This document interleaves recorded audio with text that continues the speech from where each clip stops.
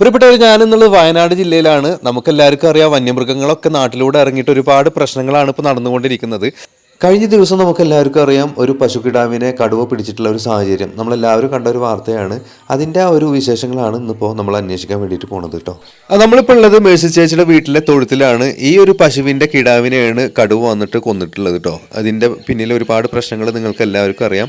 അപ്പോൾ ഈ ഒരു പശുവിനെ പുറത്ത് കെട്ടിയിരിക്കുന്ന സമയത്താണ് പുറത്തുനിന്ന് ഒരു കടുവ വന്നിട്ട് ആ ഒരു പശുക്കിടാവിനെ കൊന്നിട്ടുള്ളത്. അപ്പോൾ നമ്മുടെ മേഴ്സി ചേച്ചി നമ്മുടെ കൂടെ ഉണ്ട് കേട്ടോ. മേഴ്സി ചേച്ചി, എന്താണ് പിന്നെ പറയാനുള്ളത്? എന്താണ് ഇപ്പോഴത്തെ ഒരു അവസ്ഥ? ഇപ്പോഴത്തെ അവസ്ഥ എന്ന് പറഞ്ഞാൽ കടുവേന്റെ ഇതാണ്, ഭയങ്കര ഭീഷണിയിലാണ്. ഞങ്ങൾക്ക് പുല്ല് വെട്ടാൻ പോകാൻ വരെ പേടിയാണ്, പിന്നെ പാലും കൊണ്ട് പോകാൻ പേടിയാണ്. എപ്പോഴാ ഇത് ചാടി വരുന്നതെന്ന് അറിയത്തില്ല. അതിൻ്റെയൊക്കെയായ പേടികളാണ് ഞങ്ങൾക്ക്. അതിനുശേഷം നമ്മൾ കണ്ടിട്ടുണ്ട്, പിന്നെ കണ്ടിട്ടില്ല. അന്നത്തെ ദിവസം കണ്ടാണ്, പിന്നെ കണ്ടിട്ടില്ല. അതിനുശേഷമാണ് ഇവിടെ കൂട് വന്നിട്ട് സെറ്റ് ചെയ്തിട്ടുള്ളത്. ഈ കൂടില് എന്താണ്, എങ്ങനെയാണ് ഇതിൽ കടുവ വന്നിട്ട് പെടുന്നത് ശരിക്കും പറഞ്ഞിട്ടുണ്ടെങ്കിൽ ഇതിൽ വന്ന് കേറൂന്നാ പറഞ്ഞ. ഇതിൽ വന്ന് കയറിയിട്ട് എന്ത് കണ്ടിട്ടാണ് കയറുന്നത്? ഇതിന്റെ ഉള്ളിൽ എവിടെ ആടുണ്ട്, ഇതിന്റെ ഉള്ളിൽ വിടും. ഇതിന്റെ ഇപ്പുറത്തെ ഒരു കള്ളിയുണ്ട്, അതിലേക്ക് ആടിനെ വിടും. വിട്ട് കഴിയുമ്പോ തന്നെ അതിന്റെ കയറഴിച്ചു വിടണം. എന്നിട്ട് തീറ്റയും വെള്ളം വെച്ചു കൊടുത്തിട്ട് നമുക്ക് പോകാം. അന്നേരത്തേന് ഇതിലെ വന്ന് അടിക്കുന്ന കടുവ കേറുമ്പോ അവിടുത്തെ പലകയില് ഇതിൽ വന്നിട്ട് അടിക്കൂലേ? എത്ര ദിവസമായിട്ട് നമ്മള് കാത്തു നിൽക്കുന്നുണ്ട് ഇത് വരാൻ വേണ്ടി. ഇത് എന്ന് വീഴുന്നു അന്ന് വരെ കൂടി ഇവിടെ ഉണ്ടാവൂലേ? അതിനുള്ള അത് വരൂന്നുള്ള പ്രതീക്ഷയിലാണ് ഫോറസ്റ്റുമാര് പറഞ്ഞേക്കുന്ന. ആ ചീഞ്ഞ മണമൊക്കെ അടിക്കുമ്പോ ചിലപ്പോ വരൂന്നുള്ള ഇതില് കറങ്ങി അടിച്ച് ചിലപ്പോ വരൂന്നാ. അപ്പൊ ഇതാണ് കടുവയുടെ കൂട് കേട്ടോ. ഇവിടെ വന്നു കഴിഞ്ഞാൽ കടുവനെ അങ്ങനെ പിടിക്കണമെന്ന് വെച്ചിട്ടുണ്ടെങ്കിൽ ഇവിടെ ഒരു ഡോറുണ്ട്, ഇതിലേക്ക് ആടിനെ ഇട്ട് കൊടുക്കും. ആടിനെ ഇട്ട് കൊടുത്തതിന് ശേഷം ഇവിടെ ഈ കടുവയുടെ ഇവിടെ ഈ ഒരു ഭാഗത്ത് ഇതിന്റെ ഓപ്പണിംഗ് ഉണ്ട്. ഇതിലൂടെ കടുവ വന്നിട്ട് അതിന്റെ ഉള്ളിൽ കാണുന്ന ആ ഒരു പ്ലാറ്റ്ഫോമിൽ ചവിട്ടി കഴിഞ്ഞിട്ടുണ്ടെങ്കിൽ ഈ ഡോർ ഓട്ടോമാറ്റിക്കായിട്ട് ക്ലോസ് ആവുക, ടയനായിട്ട് ക്ലോസ് ചെയ്യും. അത്ര പെട്ടെന്ന് ക്ലോസ് ആകുമ്പോൾ പിന്നെ കടുവ അതിൽ കൊടുക്കുകയാണ് ചെയ്യുന്നത്. അതുപോലെ തന്നെ ഇവിടെ ഇതിൻ്റെ ക്യാമറ കാര്യങ്ങളൊക്കെ ഉണ്ട് കേട്ടോ. കടുവ വന്നു കഴിഞ്ഞാൽ കാണാനും എല്ലാം വേണ്ടിയിട്ട് ക്യാമറ ഒക്കെ സെറ്റ് ചെയ്തിട്ടുണ്ട്. ഞങ്ങൾ കഷ്ടപ്പെട്ടാണ് കുടുംബം പുലർത്തിക്കൊണ്ട് പോകുന്നത്. ഞാനും അമ്മയും ഭർത്താവും പിന്നെ മക്കളെയൊക്കെ സ്കൂളിൽ വിടാനൊക്കെ ഞങ്ങൾക്ക് പേടിയാണ്.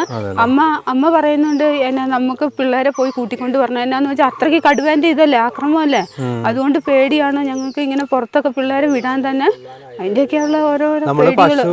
കടുവ പിടിച്ചല്ലോ, അപ്പൊ അതിന് പകരമായിട്ട് എന്തെങ്കിലും ഒന്നും കിട്ടിയിട്ടില്ല. അങ്ങനെ ഇവര് ആരോ വന്നായിരുന്നു, മന്ത്രിമാര് വന്നായിരുന്നു, അവരൊക്കെ സഹായം തരാന്ന് പറഞ്ഞു. ഇതുവരെയായിട്ട് ഒന്നും ആയിട്ടൊന്നുമില്ല. അതിന്റേതായിട്ടുള്ള ഒരു സമയം ഉണ്ടാവും, അതിന് വേണ്ടി കാത്തു നിൽക്കും. തീർച്ചയായിട്ടും അവരെ കിട്ടുമായിരിക്കും എന്നുള്ള പ്രതീക്ഷയില്. ഇതുവരെയായിട്ട് നമുക്ക് അങ്ങനെ സംഭവിച്ചിട്ടില്ല. അതുകൊണ്ട് തന്നെ നമുക്ക് പ്രതീക്ഷിക്കാം. ഞങ്ങള് കാർച്ച കേട്ടപ്പോഴത്തേനും ഓടി വന്നതാ. പശു കറക്കുന്നതിന്റെ അടുത്തുനിന്ന് ഓടി വന്നതാ. സൗണ്ട് കേട്ടു. മറ്റേ പശു കിടന്ന് കരഞ്ഞപ്പോ സൗണ്ട് കേട്ടു. അന്നേരത്തേനും ഞങ്ങൾ ഓടി വന്നപ്പോഴത്തേനും കടുവ കൊന്നിട്ടേച്ച് അന്നേരം തന്നെ പോയി. കൊണ്ടുപോയില്ല. കൊന്ന് അവിടെ കഴുത്ത് ഇറുക്കി കൊന്നിട്ട് പോയി. ഇവിടെയാണ് തൊഴുത്ത് വരുന്നത്. പശുക്കൂട്ടിനെ പിടിച്ച് അതിനെ നമ്മളെ ആ ഒരു സ്ഥലം നമ്മൾ നേരത്തെ ആ കൂടിന്റെ ഒരു ഭാഗത്താണ്. ഫോറസ്റ്റുകാര് ബാക്കിയുള്ള കാര്യങ്ങളൊക്കെ അവരെല്ലാം ചെയ്തു. കടുവ ഞങ്ങൾ വന്നപ്പോ തന്നെ ഓടുന്നു. അന്നേരം ഇരുട്ടല്ലേ, ഞങ്ങൾക്ക് കാണാൻ പറ്റിയില്ലല്ലോ. അന്നേരത്തേനും ഇതിലെ കൂടെ പിന്നീട് കടുവ പിന്നെ വന്നിട്ടില്ല. പിന്നെ ഇവിടെയൊക്കെ ഇടയ്ക്കൊക്കെ പട്ടിയൊക്കെ കുരയ്ക്കുന്നുണ്ട്.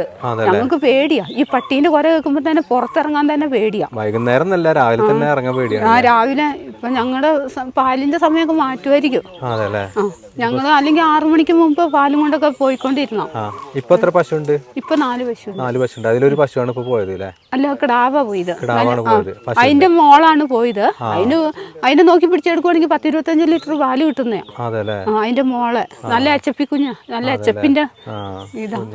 ഇത് വെളുപ്പിനെയല്ല ഇത് സംഭവിച്ചത്. ചിലപ്പോ വെളുപ്പിനെയായിരിക്കും ഇറങ്ങുന്നത്. എങ്ങനെയാണെന്നൊന്നും അറിയത്തില്ലല്ലോ. ഇപ്പൊ കൂടുതൽ പുലികളും കടുവകളും അതുപോലെ തന്നെ ആനകളൊക്കെ ഇറങ്ങുന്നത് എന്തായിരിക്കും കാരണം? എന്നാന്ന് വെച്ചാൽ തീറ്റ ഇല്ലാഞ്ഞിട്ടായിരിക്കും. ഇല്ലാത്തതുകൊണ്ടായിരിക്കും. അങ്ങനെയൊക്കെ ചർച്ച ചെയ്യുന്നുണ്ടെന്ന്. വയനാട്ടിലെ ജനങ്ങൾക്കിടയിൽ ഇപ്പോൾ പല ഊഹാപോഹങ്ങളും പ്രചരിക്കുന്നുണ്ട്.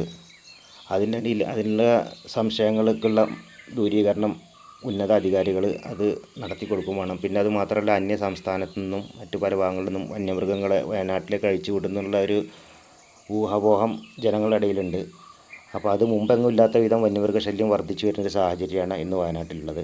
അപ്പോൾ അത്തരം കാര്യങ്ങൾക്കൊക്കെ ബന്ധപ്പെട്ടവർ അതിനുള്ള ഒരു നിവാരണം നടത്തി കൊടുക്കണമെന്ന് കൂടി ഇതിൻ്റെ കൂടെ അഭ്യർത്ഥിക്കുകയാണ്. അപ്പോൾ ഇന്നത്തെ ഈ ഒരു വീഡിയോ ഇവിടെ അവസാനിക്കുകയാണ്. നമുക്ക് അടുത്തൊരു വീഡിയോയിലേക്ക് പോകാനുള്ള സമയമായിട്ടുണ്ട്. Thank you for watching.